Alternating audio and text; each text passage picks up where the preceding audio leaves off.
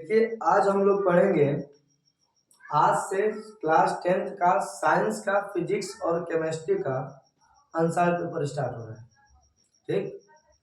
और जो इसको पढ़ने से आप लोग को ये फायदा मिलेगा कि आप जो तैयारी किए हो वो तो और बेटर तैयारी करेंगे, जो नहीं किया वो अपने मतलब बढ़िया नंबर से पास हो सकता है। बस जो ये पढ़ाया जा रहा है इसको आपको केवल याद कर लेना है किसी भी हाल में। यदि याद कर लेते हो तो आपको फिक्स है कि मतलब बढ़िया से बढ़िया नंबर आपका पेपर में आएगा। ठीक है, तो आज हम लोग पढ़ेंगे। देखिए सेट 1 है 2023 का, साइंस का है। ठीक है, 2023 और इसका कोड शायद मिला है 824 EJ। जो आंसर नहीं लिया है वो आंसर लेकर तैयारी में लग जाइए, क्योंकि पेपर अब बहुत ज्यादा दूर नहीं है। देखिए इसमें पहला क्वेश्चन लिखा है कि किसी वस्तु का अवतल दर्पण द्वारा बना प्रतिबिंब, किसी वस्तु का अवतल दर्पण द्वारा बना प्रतिबिंब। अवतल दर्पण याद रखिएगा, कॉले व आभासी, सीधा तथा वस्तु से बड़ा है। वस्तु से बड़ा है। वस्तु की स्थिति कहाँ होनी चाहिए? तो अवतल दर्पण में आपको याद रखना है, 6वां स्थिति याद रखिएगा। नहीं तो अवतल दर्पण में वास्तविक बनता है, उल्टा बनता है, लेकिन 6वीं स्थिति में बनता है आभासी, सीधा तथा वस्तु से बड़ा, और उसको मुख्य फोकस तथा ध्रुव के बीच रखा जाता है। ये वाला आपको बात याद रखना है। मुख्य फोकस तथा दर्पण के ध्रुव के बीच यदि वस्तु को रख दिया जाता है तो आपका प्रतिबिंब अवतल दर्पण में आभासी, सीधा तथा वस्तु से बड़ा बनता है।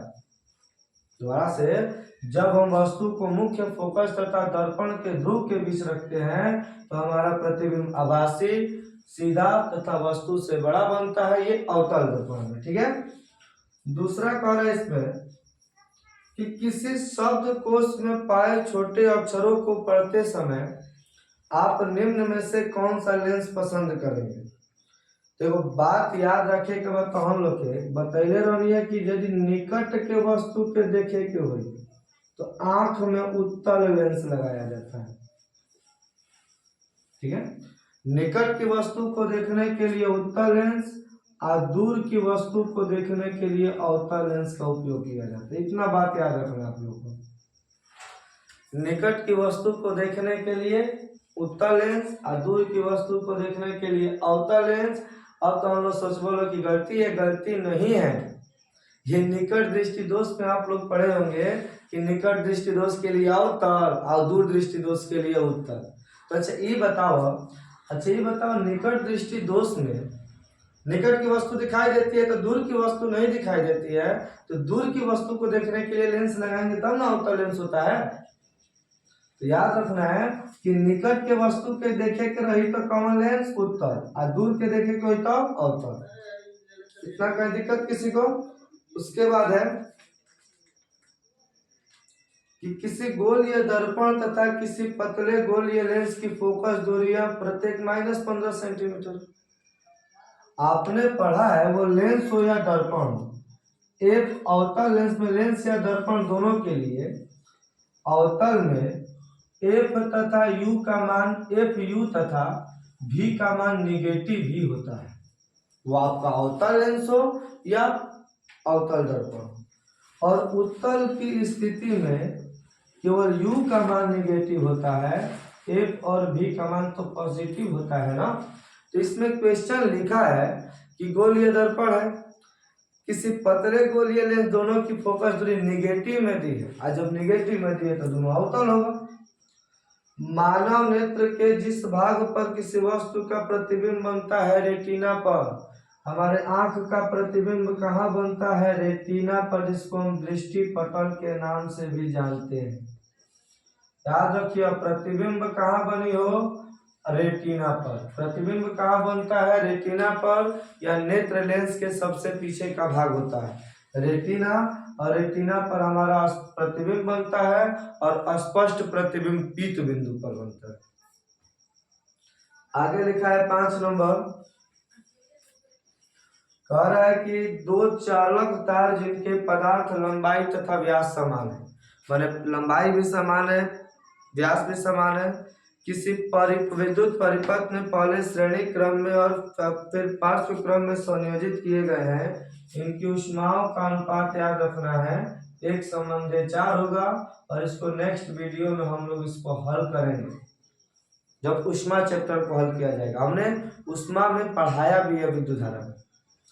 आगे कह रहा है कि लघु परिपथ के समय परिपथ में धारा का मान हो। याद रखना है कि यदि परिपथ छोटा होगा, परिपथ क्या होगा जी, छोटा, तो उस समय आई का मान बढ़ेगा।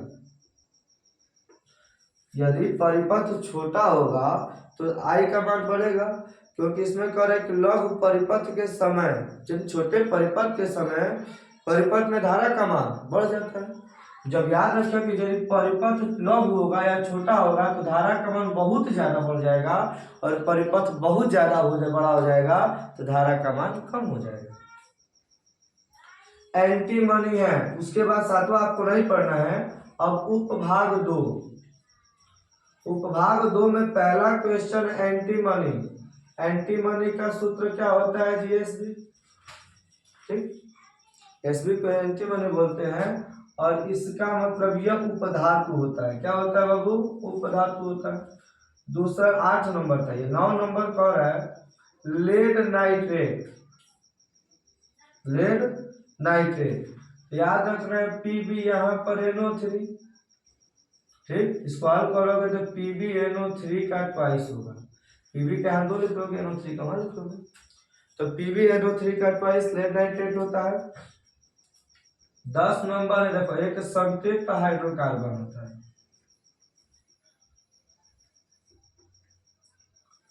संतृप्त हाइड्रोकार्बन में बोलोगे परिभाषा इंपोर्टेंट है, पेपर में आता भी है कि ऐसे हाइड्रोकार्बन जिनके कार्बन कार्बन परमाणुओं के मध्य में एकल आबंध का निर्माण होता है, उसे हम संतृप्त हाइड्रोकार्बन कहते हैं।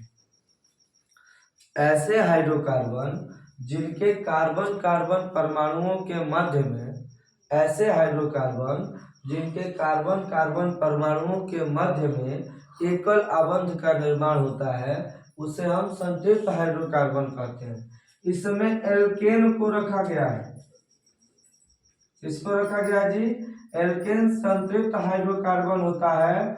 और इसका सामान्य सूत्र आपने पढ़ा होगा, CnH2n+2 होता है, और इसके अनुलग्न के रूप में हम N जोड़ते हैं। ऐसे हाइड्रोकार्बन जिनके कार्बन कार्बन परमाणुओं के मध्य में एकल आबंध का निर्माण होता है, उसे संतृप्त हाइड्रोकार्बन कहते हैं। इसमें एल्केन होता है, इसका सामान्य सूत्र CnH2n+2 होता है, और इसके अनुलग्न के रूप में N जोड़ते हैं। इसमें असंतृप्त हाइड्रोकार्बन पूछ रहा है, और असंतृप्त हाइड्रोकार्बन में बोलोगे कि ऐसे हाइड्रोकार्बन जिनके कार्बन कार्बन परमाणुओं के मध्य में द्विबंध या त्रिबंध का निर्माण होता है, ठीक है।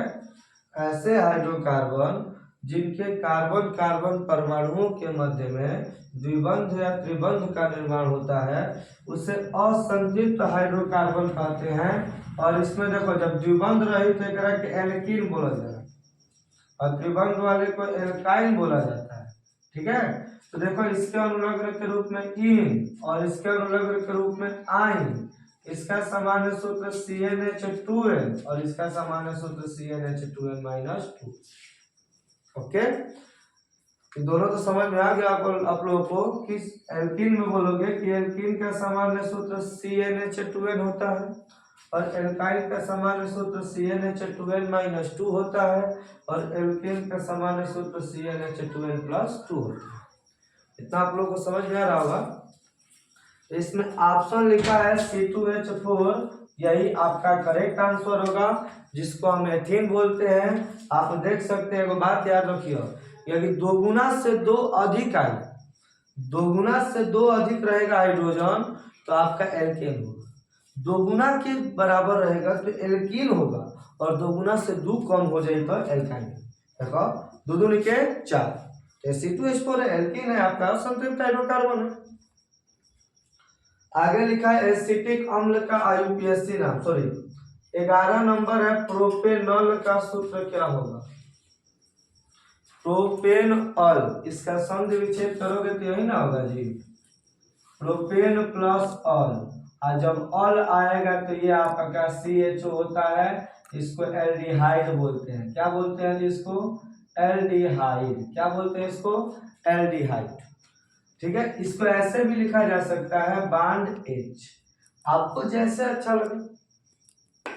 जब लास्ट में ऑल रही तो एल्डिहाइड, आल रही तो एल्कोहल। अब देखो प्रोपेनॉल का सूत्र क्या होता है? CH3COCH3, और इसका साधारण नाम बोलते हैं एसीटोन, जो पेपर में बहुत बार पूछा जाता है। एसीटोन का सूत्र क्या होता है जी? CH3COCH3, CH3COCH3, और इसका यूपीएससी नाम क्या होता है बाबू? प्रोपेनॉल। क्या नाम होता है इसका? प्रोपेनॉल। 12 नंबर क्वेश्चन, एसिटिक अम्ल का यूपीएससी नाम बताइए। कितनी बार बताया जाएगा आपको? एसिटिक अम्ल, देखो ये सब इंपॉर्टेंट है, और आप लोग सोच रहे हो कि पेपर में कुछ बताया जाए, कहीं कुछ नहीं बताया जाता है। एसिटिक अम्ल का सूत्र क्या होता है जी? CH3COOH। एसिटिक अम्ल का सूत्र क्या होता है बाबू? CH3COOH, और इसको हम एथेनोइक अम्ल बोलते हैं। आईपीएससी नाम इसका क्या होता है? एथेनोइक अम्ल। एसिटिक अम्ल का आईपीएससी नाम क्या होता है? एथेनोइक अम्ल। अब कह रहा है, देखो ध्यान से, एक तत्व के क्लोराइड का सूत्र लिखा है MCl2, MCl2। कह रहे ऑक्साइड का सूत्र क्या होगा? तो देख लो, यहां से लिखा जाता है तो यहाँ पर M का 2 हो जाता है, क्लोरीन का -1, तब में MCl2 बनता है। ऑक्साइड को बनाना है तो 2, ऑक्सीजन का भी 2, 2 से 2 कैंसिल, तो बचा MO। कोई ऑप्शन है? तो इसका संज्ञा आपको मतलब 9 में बताया गया होगा।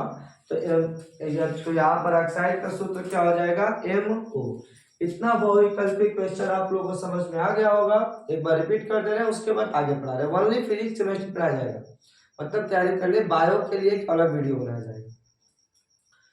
बोला गया कि जब दर्पण को, यानी वस्तु को दर्पण के मुख्य फोकस तथा ध्रुव के बीच रखते हैं तो वस्तु का प्रतिबिंब आभासी होता है, सीधा होता है तथा वस्तु से बड़ा होता है। निकट के देखेगा कि उत्तल, और दूर के देखेगा कि अवतल। लेंस का उपयोग किया है, दर्पण का नहीं। अवतल वो दर्पण हो या उत्तल हो, उसके लिए U भी तीनों का मान नेगेटिव होता है, और उत्तल के लिए U का मान नेगेटिव होता है और F का मान पॉजिटिव होता है। हमारे आँख का प्रतिबिंब कहाँ बनता है? रेटिना पर। ठीक, आँख का प्रतिबिंब कहाँ बनता है? रेटिना पर, जिसको दृष्टि पटल भी बोलते हैं। देखो यहाँ ऊष्माओं का अनुपात बताए थे, इसमें अगले वीडियो में आपको न्यूमेरिकल कराया गया, पहले वीडियो में न्यूमेरिकल कराया गया।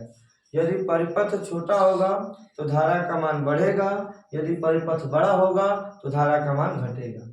उपभाग देखो केमिस्ट्री में एंटीमनी उपधातु होती है। आवर्त सारणी में 7 उपधातुओं को रखा गया है। लेड नाइट्राइड का फार्मूला PbNa3O का ट्वाइस। संतृप्त हाइड्रोकार्बन में बोलोगे कि ऐसे हाइड्रोकार्बन जिनके कार्बन कार्बन परमाणुओं के मध्य, ऐसे हाइड्रोकार्बन जिनके कार्बन कार्बन परमाणुओं के मध्य एकल आबंध का निर्माण होता है, उसे संतृप्त हाइड्रोकार्बन कहते हैं। इसमें एल्केन होता है, इसका सामान्य सूत्र CnH2n+2 होता है। बस याद रखना है आप लोगों को कि यदि हाइड्रोजन परमाणु 2 गुना से 2 अधिक हो जाए तो एल्केन होगा, 2 गुना के बराबर आ जाए तो एल्कीन होगा, और 2 गुना से 2 कम होगा तो एल्काइन होगा। असंतृप्त हाइड्रोकार्बन पेपर में सब आने वाले क्वेश्चन है कि ऐसे हाइड्रोकार्बन जिनके कार्बन कार्बन परमाणुओं के मध्य इसका निर्माण होता है, डबल बॉन्ड या ट्रिपल बॉन्ड का निर्माण होता है, उसे असंतृप्त हाइड्रोकार्बन कहते हैं। प्रोपेनॉल किसका मतलब? प्रोपेनॉल का तो जिसमें अल आता है एल्डिहाइड समूह होता है। एसिड इसका प्रोपेनॉल का सूत्र होता है CH3COCH3। एसीटोन इसको बोलते हैं। एसिटिक अम्ल का सूत्र होता है CH3COOH, इसको एथेनोइक अम्ल बोलते हैं। कार्बन 2 होगा ना, और वही अम्ल जोड़ दो। MCl2 है, M की संरचना 2 हुई, ऑक्साइड पूछ रहा है, 2 से 2 कैंसिल, M हुआ। तो पहला आपका जो प्रतिबिंब की स्थिति वाला वीडियो है वो उत्तल लेंस, अवतल लेंस, उत्तल दर्पण, अवतल दर्पण चारों के लिए वीडियो अलग से बना दिया जाए, ठीक। क्योंकि वीडियो मतलब स्थिति केवल ऐसे बताया जाए तो आप लोग के लिए प्रॉब्लम होगी, लेकिन उसको एक साथ बताया जाएगा तो आप आसानी से समझ जाओगे। तो पहला छोड़ दे रहे हैं और दूसरा से हम बता रहे हैं, ठीक है। ये तो मतलब जब पेपर के समय स्थिति वाला पूरा स्थिति वाला आप लोगों को बताया जाएगा, क्योंकि अब पेपर में स्थितियां और चित्र बनाने के लिए बहुत ज्यादा है। दूसरा न्यूमेरिकल है, देखो दूसरा का कह रहा है 5 सेंटीमीटर लंबाई की कोई वस्तु की लंबाई दी गई है और वस्तु की देखो कभी भी लंबाई कही तो ओ का वैल्यू 5 सेंटीमीटर ही होगा। कभी भी लंबाई देगा तो ये आपका ओ है। तो कह रहा है इसमें कि 5 सेंटीमीटर लंबाई की कोई वस्तु 30 सेंटीमीटर वक्रता त्रिज्या माने r बराबर 30 सेंटीमीटर वक्रता त्रिज्या का बतावा f बराबर r/2 न होता है जी। तो 30/2 माने 15 सेंटीमीटर किसी दर्पण के सामने 20 सेंटीमीटर की दूरी पर u बराबर -20 सेंटीमीटर पे रखा गया है। प्रतिबिंब की स्थिति, आकृति तथा आकार ज्ञात कीजिए। ये नहीं दिया है कि यह कौन सा दर्पण है, उत्तल है या अवतल है। तो आप लोग उत्तल दर्पण समझ के हल करेंगे। तो दर्पण का सूत्र होता है 1/f बराबर 1/v प्लस 1/1/f माने 1/15 और 1/v माने v का मान निकालना है, प्लस माइनस माइनस ना होगा, 1/15 प्लस 1/20 इक्वल टू 1/v। अरे माइनस से तो इधर प्लस आ गया, लॉसा इसका निकालोगे तो 60 हो जाएगा। 15 चौके 60 और 20 यानी 60। v बराबर माने 1 इसको पलट दो तो v बराबर 60/7 भाग करो 7/56 4/7 बचे 35 लगभग 8.5 सेंटीमीटर आएगा। समझ में आ रहा है क्वेश्चन। कभी भी लंबाई कहे तो आई कभी देगा ही नहीं, ओ का वैल्यू देगा। आर का वैल्यू दिया है, एफ का वैल्यू दिया है, यू का मान दिया है, आप आराम से भी का वैल्यू निकाल देंगे। उसके बाद इसमें बोल रहा है आकार ज्ञात कीजिए माने एम का मान, ठीक है। तो प्रतिबिंब का आकार भी ज्ञात करना है, प्रतिबिंब की लंबाई, प्रतिबिंब का आकार लंबाई भी ज्ञात कर लो। आप आवर्धन पढ़े हो एम बराबर v बटा यू बराबर आई बटा ओ, मान भर सकते हैं। v का मान आपको निकाल दिया गया है, u का मान दिया है, i का मान निकालना है, o का मान दिया है, आप मान भर के निकाल सकते हैं। तीसरा क्वेश्चन दिया है, देखो कि किसी 4 ओम मात्रक से न्यूमेरिकल किया जाता है, ये बात याद रखना आपको। किसी 4 ओम प्रतिरोधक में प्रति सेकेंड माने t बराबर 1 सेकेंड में 100 जूल ऊष्मा माने W लिख लो या H लिख लो, 100 जूल ऊष्मा उत्पन्न हो रही है। प्रतिरोधक के सिरों के बीच का विभवांतर माने v का मान ज्ञात करना, ठीक है। तो यहां से क्या हो जाएगा, आप लोग पढ़े हो v बराबर W बराबर v² / r × t, पढ़ाया गया आप लोग को। वीडियो देखिएगा, पूरा ऊष्मा का जितना सूत्र है सब सिद्ध कराए हैं।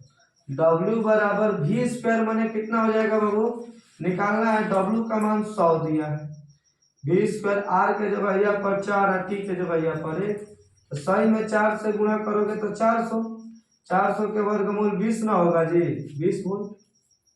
समझ में आ रहा है। R बराबर 4 ओम दिया है। क्वेश्चन ध्यान से पढ़िएगा तब न्यूमेरिकल कीजिएगा। उसके बाद उपभाग 2 लिखा है केमिस्ट्री वाला। पहला लिखा है मेथेनॉल, ये आप लोग का होमवर्क है, चाहे बता दे एक दो बता रहे उसके बाद आप लोग करोगे। मेथेनॉल देखो इसका संधि विच्छेद ऑल जुड़ा है ना लास्ट में, तो आपका एल्डिहाइड होगा माने एल्डिहाइड माने SCHO, इसको हम फॉर्मेल्डिहाइड पढ़ते हैं। ठीक है। इसके बाद इसमें प्रोपाइन लिखा है। प्रोपाइन मतलब आप लोग को प्रोप माने कार्बन कई गो रही हो, 3 गो, 1 2 3, ट्रिपल बॉन्ड लगा दो, आइन जुड़ा है तो यहाँ लगा दो, बस काम खत्म, यहाँ H लगा दो, ये प्रोपाइन हो गया। उसके बाद पेंटेनॉन 3, पेंटेनॉन 3, तो पेंटेनॉन 3 के लिए पेंट खातिर कार्बन कई गो चाहिए, 1 2 3 4 5, ठीक है। और ओन है तो बीच में आपको CO लगाना पड़ेगा, यही पेंटेनॉन 3। और 1 2 3 है, 1 2 3, आप ब्यूटेनॉन 2 बनाओगे। अब देखिए उसके बाद हट गया 7वां का लिखा है कि निम्नलिखित अभिक्रियाओं में प्रत्येक के लिए संतुलित रासायनिक समीकरण लिखिए। देखिए समीकरण के लिए आपको सूत्र याद होना जरूरी है। जैसे बोल दिया गया सोडियम सल्फेट माने Na2SO4 अब प्लस बेरियम क्लोराइड माने BaCl2, सूत्र याद रहेगा तब ना। कह बेरियम सल्फेट बना दिया गया। अब बताओ बेरियम सल्फेट बनाएगा NaCl बनाएगा, नहीं दिया है, लेकिन आपको अभी 10 के लिए समीकरण तैयार करना है। अगली कक्षाओं में जाओगे तो हम खुद आपको तैयार करा देंगे, बताया जाएगा कैसे समीकरण बनाया जाए। जब सोडियम 2 गो तो हेजा 1 बटा 2 से गुणा कर दो, सल्फेट 1 ठीक बा, बेरियम 1, क्लोरीन 2 एकम 2 एकम 2 कैंसिल, बराबर हो गया। तो ये वाला आपका संतुलित समीकरण, ठीक। इसका नाम है सोडियम सल्फेट, इसका नाम है बेरियम क्लोराइड, इसका नाम है बेरियम सल्फेट। ये अवक्षेप होता है और ये सोडियम क्लोराइड, और इस अभिक्रिया को हम बोलते हैं अवक्षेपण अभिक्रिया। क्या बोलते हैं? अवक्षेपण अभिक्रिया। बोलोगे आप लोग कि ऐसी रासायनिक अभिक्रिया जिनमें 2 पदार्थों को मिलाने पर एक अवक्षेप का निर्माण होता है, उस अभिक्रिया को अवक्षेपण अभिक्रिया कहते हैं। पहला समझ में आ गया। दूसरा कह रहे हैं मरकरी ऑक्साइड माने HgO को जब क्रिया कराते हैं तो यहाँ से बनेगा Hg और यहाँ पर ऑक्सीजन निकल जाएगा। तो बताइए यहाँ 2 हो गया, यहाँ भी 2 बराबर हो गया। आगे है जिंक को सल्फ्यूरिक अम्ल के साथ क्रिया कराते हैं, जिंक प्लस H2SO4। तो आप जानते हैं कि जब किसी धातु को अम्ल से क्रिया कराते हैं तो हाइड्रोजन गैस का निर्माण होता है। संतुलित है समीकरण, देख सकते हैं आप लोग। DEF आप लोग खुद करोगे, ठीक है। अथवा में देखिए परिभाषा लिखा है कि दहन अभिक्रिया क्या होती है, इंपॉर्टेंट अभिक्रिया। इसमें अभिक्रिया का जितनी अभिक्रियाएं सबकी अभिक्रियाओं की परिभाषा एक साथ बना दिया जाएगा, लेकिन अभी पढ़ लो। कहता है कि कार्बनिक यौगिकों को वायु के साथ जलाने पर कार्बन डाइऑक्साइड, जल तथा ऊष्मा का निर्माण होता है। इस अभिक्रिया को दहन अभिक्रिया कहते हैं। या ऐसे भी इसका नाम मेथेन है, यह भी बोल सकते हो कि मेथेन को वायु के साथ जलाने पर, परिभाषा से बोलना है, समीकरण तो लिखो। मेथेन को वायु के साथ जलाने पर कार्बन डाइऑक्साइड, जल तथा ऊष्मा का निर्माण होता है। इस अभिक्रिया को दहन अभिक्रिया कहते हैं। इस अभिक्रिया को दहन अभिक्रिया कहते हैं। आगे लिखा है इसमें प्रतिस्थापन अभिक्रिया। प्रतिस्थापन अभिक्रिया में देखो कार्बनिक यौगिक वाला ही लिखोगे। आपको बताया गया होगा कि एक विस्थापन अभिक्रिया अलग है। देखो विस्थापन अभिक्रिया के लोग प्रतिस्थापन अभिक्रिया बोलते हैं, लेकिन विस्थापन वाला जो होता है वो परिभाषा लिख सकते हैं, लेकिन प्रतिस्थापन अभिक्रिया पूछेगा तो आप लोग को कार्बनिक यौगिक वाला लिखना है। परिभाषा बोलोगे किसी कार्बनिक यौगिकों के हाइड्रोजन परमाणु का, किसी कार्बनिक यौगिकों से हाइड्रोजन परमाणु का किसी अन्य परमाणु के द्वारा विस्थापित करने की प्रक्रिया प्रतिस्थापन अभिक्रिया कहलाती है। किसी कार्बनिक यौगिकों के हाइड्रोजन परमाणु का किसी अन्य परमाणु के द्वारा विस्थापित करने की प्रक्रिया प्रतिस्थापन अभिक्रिया कहलाती है।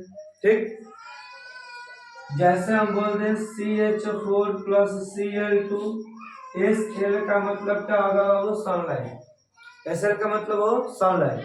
देखा, एगो हाइड्रोजन है, एगो क्लोरीन, बना दिलो HCl, यहाँ से CH3Cl, ये मेथिल क्लोराइड इसका नाम होता है। क्या नाम होता है इसका? Methyl chloride. ठीक है, इतना तो आप लोग को समझ में आ गया। कहीं दिक्कत किसी को? बोलोगे दहन अभिक्रिया में कि कार्बनिक यौगिकों को वायु की उपस्थिति में वायु के साथ जलाने पर कार्बन डाइऑक्साइड जल तथा ऊष्मा का निर्माण होता है, या मीथेन को वायु के साथ जलाने पर कार्बन डाइऑक्साइड जल तथा ऊष्मा का निर्माण होता है, इस अभिक्रिया को दहन अभिक्रिया कहते हैं।